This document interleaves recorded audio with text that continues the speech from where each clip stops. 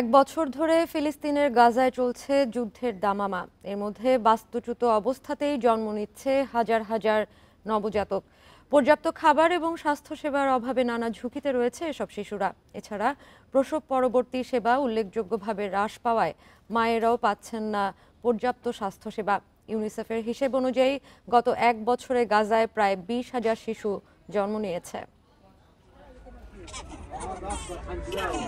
এক মাস বয়সী মেয়ে মিলানাকে নিয়ে গাজার দেইর আল বালাতে বাস্তুচ্যুতদের একটি শিবিরে বসে আছেন রানা সালা। সন্তানকে যুদ্ধ আর দুর্দশার জগতে নিয়ে আসার জন্য অপরাধবোধে ভুগছেন গাজার এই মা।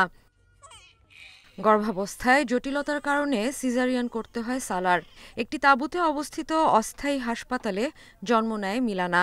যুদ্ধের কারণে তার পরিবার আর বাড়ি ফিরতে পারেনি। এক তাঁবু থেকে অন্য তাঁবুতে আশ্রয় নিয়েই চলছে তাদের জীবন।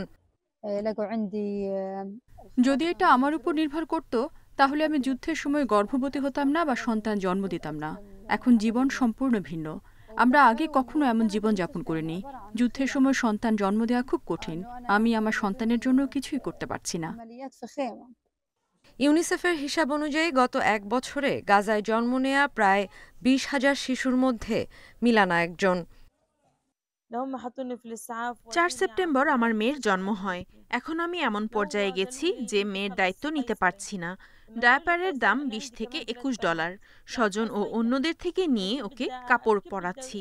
টাকার অভাবে আমি ওকে ঠিকমতো দুধও দিতে পারছি না। দিন দিন ওর চেহারা হলুদ হয়ে আসছে।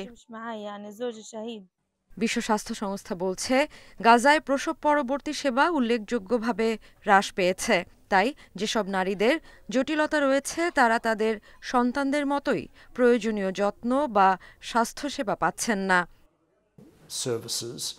শিশুরা যদি মায়ের দুধ না পায় বা এর বিকল্পও না পায়, সেক্ষেত্রে তারা অপুষ্টিতে ভুগবে। এছাড়া বারবার বাস্তুচ্যুত হওয়া নবজাতকদের জন্য বিপর্যয়কর। এতে শিশুদের সংক্রমণের ঝুঁকি বাড়ে। গত এক বছর ইসরায়েলের বর্বর হামলায় গাজায় 17,000 শিশু নিহত হয়েছে। অথচ ইসরায়েল বারবার দাবি করে আসছে হামাসকে নির্মূলের লক্ষ্যে গাজায় আগ্রাসন চালাচ্ছে তারা। Sadia Afrin, independent news.